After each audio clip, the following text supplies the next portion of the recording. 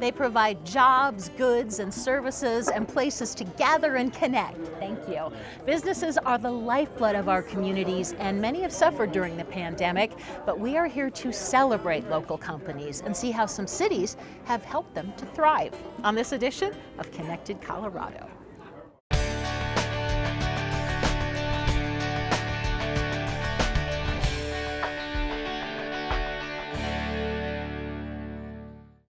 I'm Wendy Brockman on historic 25th Avenue in Edgewater. It's a small town, but it is having a huge impact on the businesses here. We'll have more from Edgewater in a moment, but first, Broomfield is also showcasing some businesses to help support them. We're going to show you some unique ones, including one that'll help you go green. We're called Snags by Julie, and we're a family craft business. We sew eco-friendly bags. I started sewing bags for my son's lunch because we wanted to reduce plastic in our life, so I started sewing snack bags. Again, everything's handmade, and we start with the reusable grocery sacks. You know, we have everything from like science fiction to maybe more decorative bags. They're completely reversible, double lined, so they make great gifts. We also make masks. We can make kids, we can make adults, you know, pretty much any size. Reusable napkins. And you can put these in lunch bags, bring them in your purse. I mean, it's just a good way to reduce paper. What I call the pocket reusable bag, so you can just pop this out when you're ready, and it turns into a nice little grocery bag. You can fit quite a few things in here, and then maybe some little stuff, so you'll never leave the store with plastic. Snack and sandwich bag sets. It will keep your snacks fresh, it's waterproof, and food safe. You know, with us, it's a family affair. We've got nieces that are very excited. It's nice to have perspective from kids, from my sister, from different generations. I just love sewing because it makes an awesome gift and it's really fun to do. When I sew, I think about my grandparents, my grandmother, so I think sewing can link together generations. It kind of just inspires me to better the world by creating something that can reduce waste and make the environment a better place. To find Snags by Julie and look at what we have available, you can reach us on snagsbyjulie.com. This is Eat, Food, and Drink. So we take our own unique spin on a bunch of traditional breakfast classics, and then we are known for our craft cocktails. We are known for our bottomless mimosas, but it's not only that we just have OJ, but we even mix and match flavors. Peach, mango, strawberry, pineapple, grapefruit, and apple cider. And we also offer a bunch of Bloody Mary flavors as well. So right now we're offering curbside pickup. We are also offering delivery, and we have our outside patio with eaters as well. We have plenty of seating, very well spaced, heated environment. Our patio is south facing, so we get that sun, that Colorado sun, all day long from the time we open until the time we close. There's nothing like this around here. People come from all the surrounding cities for the different kind of experience that we provide here. So I've been doing this for 35 years. I enjoy what I do. Taking care of our guests and hospitality is the most important thing in the world for me, and this job gives me the opportunity to be hospitable, be with guests, meet new people, and meet friends and families that you'll have for a lifetime. You can find us at www.eatateat.com, or please give us a phone call at 303-728-9990.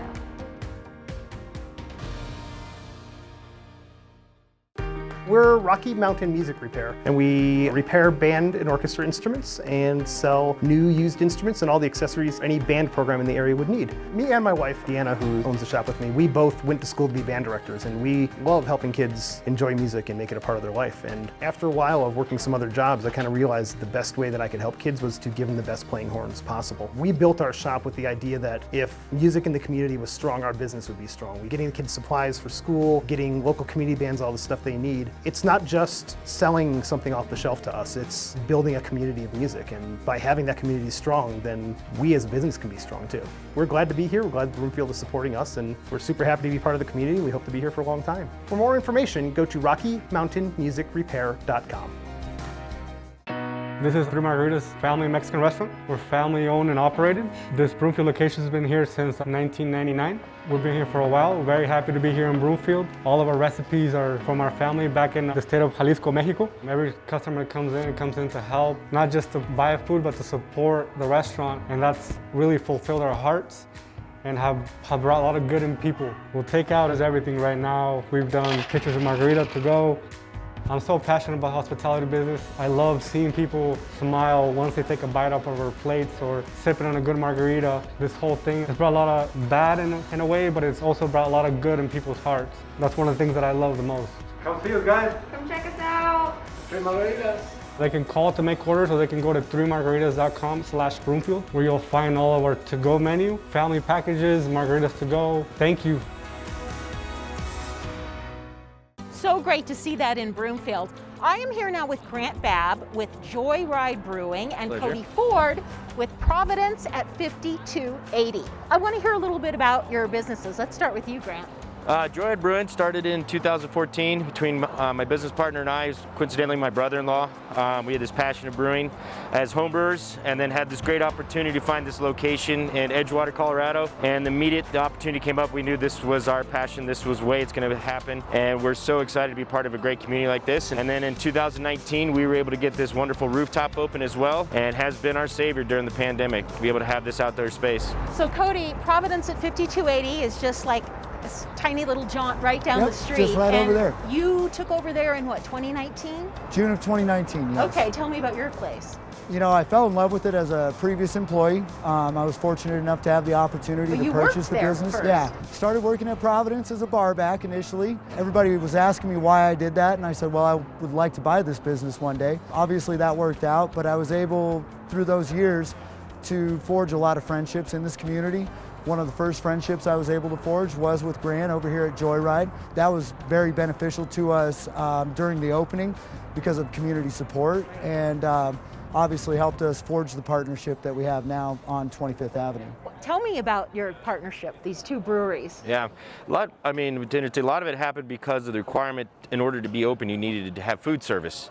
And obviously the restaurant, 5280, has a kitchen that our partnership really bonded that in order for the brewery to stay open is we needed Providence's help to deliver food. So you just served beer. This was just a brewery. We're just a brewery, and we just manufacture beer on site, and we only serve what we can make on site. So because of COVID, you wouldn't have been able to stay open. And you have a restaurant. Exactly. So how does it work? We have bar backs that are basically food runners now. The customer over here will have a menu from Providence. They'll call Providence, they'll place a food order. The kitchen makes the food, the ticket pops up. One of our employees runs it down here, delivers it to the table, and it's obviously been beneficial for us, but it allowed Joyride to be able to stay open. Sure. And be able to depend on a brick and mortar business that was there every day, all the time. Talk about going with the situation and making the most of it. And so I'm going to ask you first, why did you decide on Edgewater? We was a small town, quaint, that we moved into, my wife and I, in 2009, raising two daughters. When we were looking for locations, this came into play, and we hopped on it immediately. And the city had done a community poll to everybody in 2010, and the number one thing that everybody wanted in town was a brewery. So we were granted to be able to do this because we're on the cornerstone of historic 25th Avenue in Edgewater, Colorado. Cool. And so the city was willing to work with us to try to make this idea come to fruition and take care of everybody in the community. So Providence at 5280 was already there. Sure was, yep. Okay, and you just thought Edgewater, this could be, you worked there and you Yeah, liked so the I location. started working there as an employee, and I told my wife, Bonnie, I have no intention of buying a bar or a restaurant. I want Providence. And it's because of the relationships that we've forged in this neighborhood throughout that time. Just knowing the community and the local government of Edgewater. Like I said before, it really panned out through the pandemic to turn out that way, that we were very fortunate. We were blessed a lot more than others. Well, I've been amazed hearing from you guys how much the city of Edgewater has been instrumental. What is one of the key things that they've done for you? A lot of it is communication. As Cook, we were talking earlier, they started up weekly meetings, especially when the pandemic hit, on what expectations are, how we can survive, and then support. And the number one thing you'll see is, they shut down the street in front of Cody and I's place and made it a one-way to give us outdoor seating. So they helped increase our outdoor seating to help give us more capacity. But that was huge, and they also started up a grant program as well. So you can apply monthly for grants depending on how your business is affected, and they'll give a certain dollar amount back for the grant to the business. Do you think your business would be thriving the way it is without help from the city of Edgewater? Absolutely not. Really? No, there's no way. The resources that they provided us with weekly conference calls initially when it started, the city not only gets on a conference call with us and spells out everything that we need to know, they tell us where the resources are from the state, the federal government as well, and then they follow that up with an email to ensure that we have all the information needed to be successful or maintain in the situation as best as we can. Well, talk about a hidden gem. This Edgewater has so much history. Did you know about the history when you bought this place? Just a little bit, but when we started researching, when we were starting the business, you open the floodgates and just find out the connection between Edgewater, Wheat Ridge, Lakewood, and Denver, Sloan's Lake, this glorious lake that we're on right here, to the point where Roger the Elephant became this lore of the land that we weren't aware of. We fell in love with it so much that we wanted to integrate Roger into our logo and made Roger the Elephant do a tusk stand on a tricycle to embody the joyride, the ride of life. Well, some of the homes are 100 years old. Anyone from Denver remembers, Sloan's Lake. Oh, yeah. What have you learned about the history? What surprised you? We've got a lot of local history on the walls inside of Providence there, and I've got a picture on the wall of Lakeside, and there's a trolley car going down the road plowing the snow initially back in the day. So the previous owner of Providence had a lot of those pictures and knew a lot of that history. And I learned a lot of things about Edgewater and Denver specifically that I never knew, just based on the stuff that's on our wall inside of the building there. So this is a registered state landmark, historic 25th Avenue. It was originally called Emerald Avenue, and the trolley tracks are still under a good portion of the street that actually go from Edgewater all the way down into Denver to downtown Denver. And it was because of the lake and the developments with the Opera House. There was a roller coaster ride, and Roger the Elephant was over there, that you could live downtown and take a trolley to come up and spend the day at Sloan's Lake. Like you said, it really built a relationship around here of all the communities that developed. The story is amazing because Edgewater has so much history, and now the future of Edgewater is even more exciting. I mean, this isn't going to be a hidden gem for long. I mean, it's transformed, and you guys must be so excited to be a part of it. Oh, absolutely. We'd like for Edgewater to stay Edgewater to a certain extent, but this is an amazing town. It's full of amazing people. We love our neighborhood, we love our neighbors, the people that frequent our businesses. We talk about that all the time. If you worked at a different restaurant or a bar, you would not have the clientele that we have. The people that come in, they're amazing, they take care of us. We're genuinely a community and a family in Edgewater.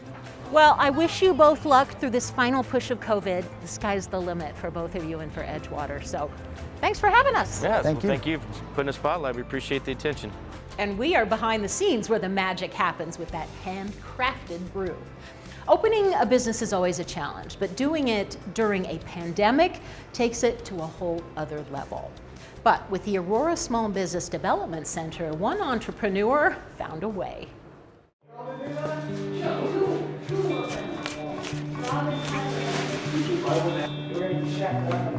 The business name is Rustic Nomads. To me, that means delicious, not pretentious, and food that goes where you go. There's a bit more meaning behind it to me personally, such as me having been a military kid. I lived a nomad life.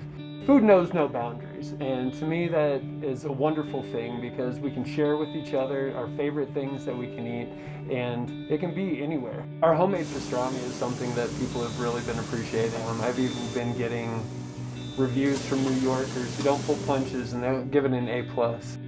I worked on our business concept for, honestly, it was almost 4 or 5 years. I was chasing food trucks all over the Denver metro, trying to see what everyone was doing right and things that I felt we could improve upon. In working on my business plan and developing that with the Small Business Development Center, it was really difficult when we signed all the paperwork in early March and everything was ripped away. We are clearly going to have more infections.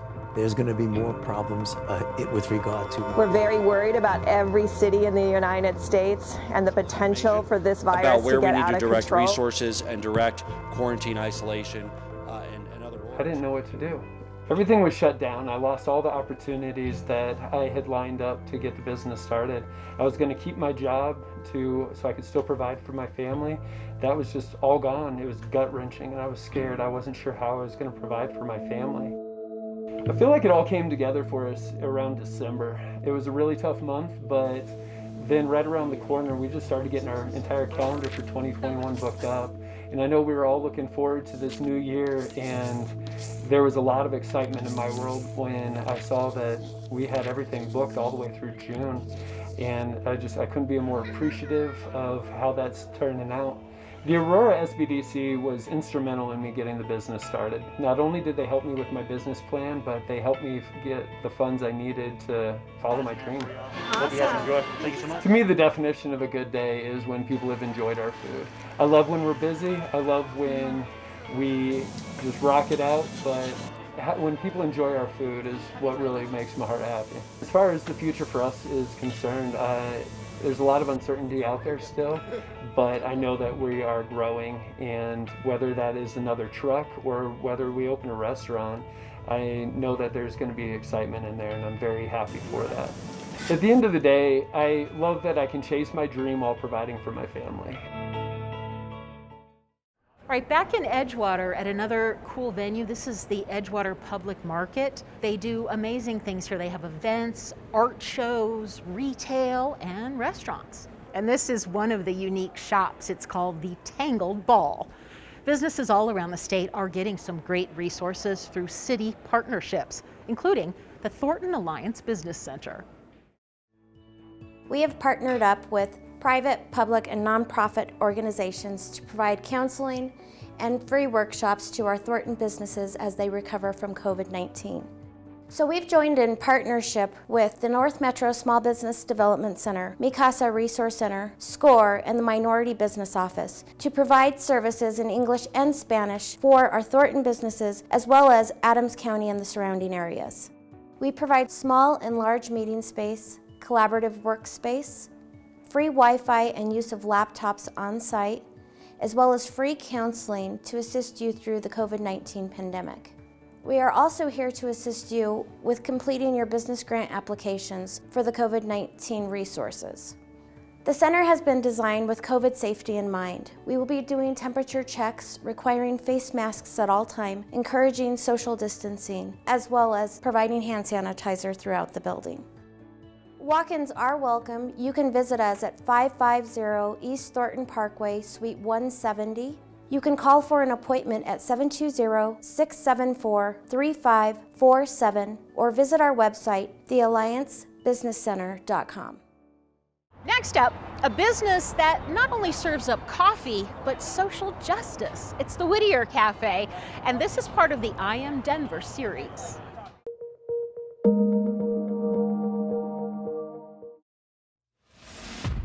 Whittier used to be a part of 5 Points. This was the only place that African Americans could own property. So at some point, this was all black business, all the homes were black homeowners. So with gentrification and many other factors, that's changed. So we are one of a few black businesses left in this community. So it's a place that's, I think, revered.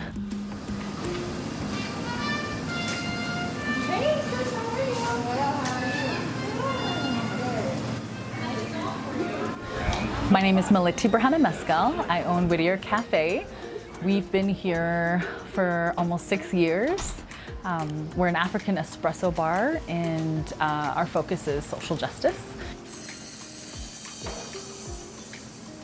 It's not unusual to come here on any given Saturday, and there are various organizers here, like community activists and people who are really trying to change and improve the world that we live in, but the city that we live in specifically. We have a bunch of protest signs in the bathroom, and they're from various marches and protests around the city that, it started with the Women's March, but the various marches, Black Lives Matter and all the different things that have happened, once the marches are over, people bring their signs here.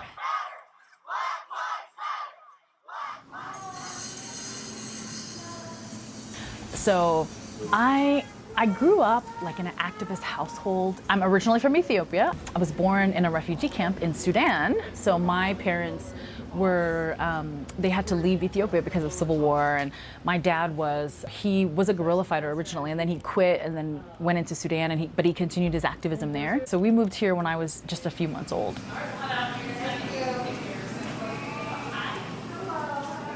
So coffee comes from Ethiopia.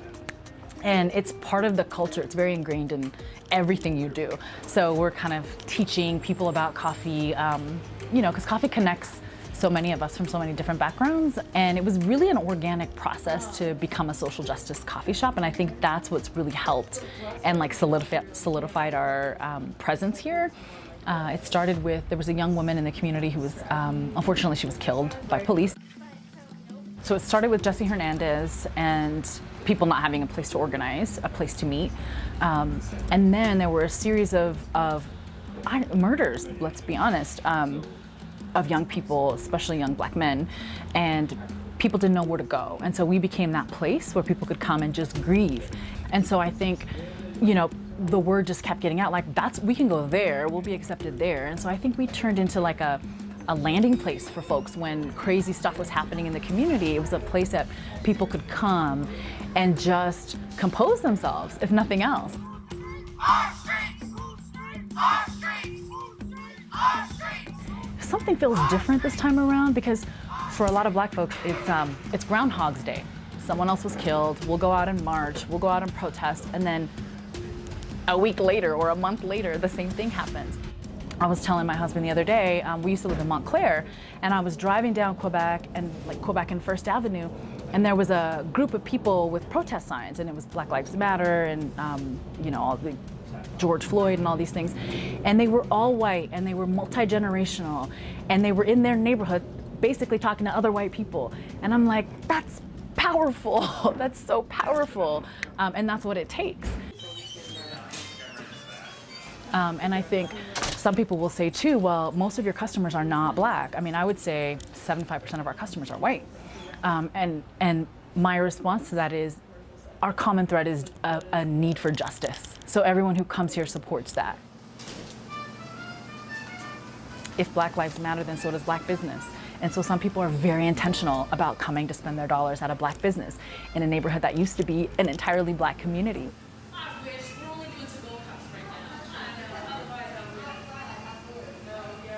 So I just feel really blessed to be in this community at this time and have the support that we have. If there's anything I can add, I would just say, please find your place in what's happening right now. We're in the middle of a very historic moment, and we all have a role.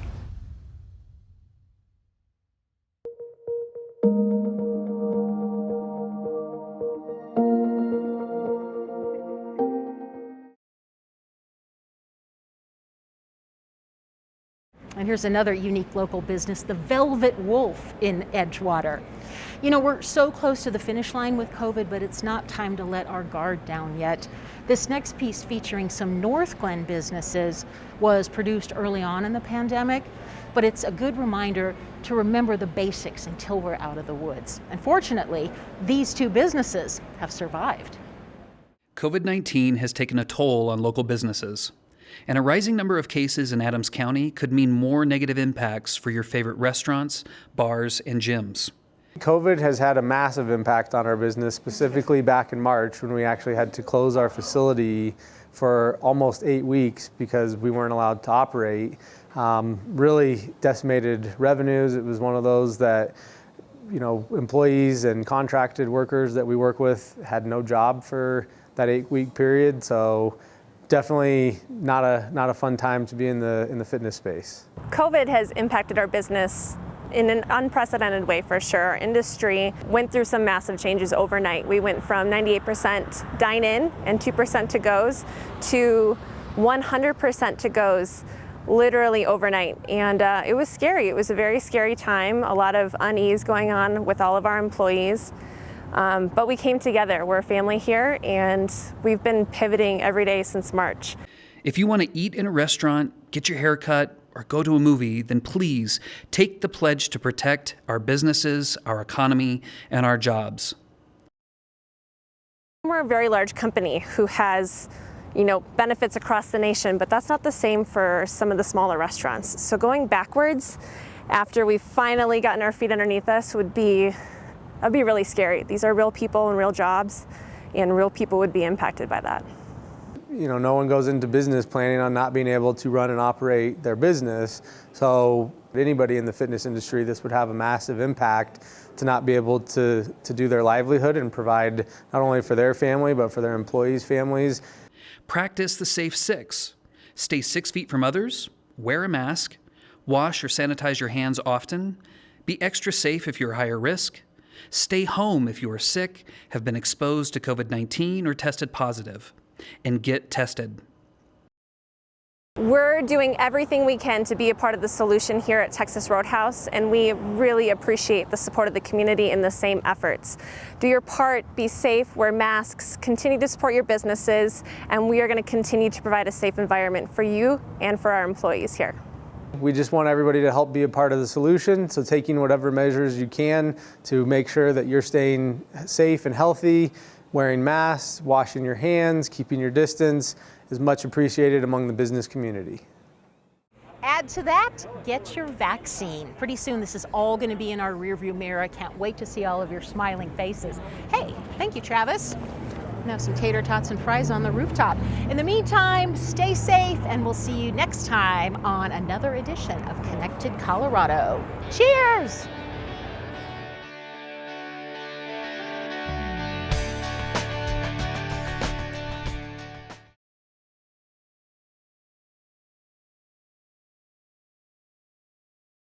We are celebrating small businesses and the cities that help support them on the next edition of Connected Colorado.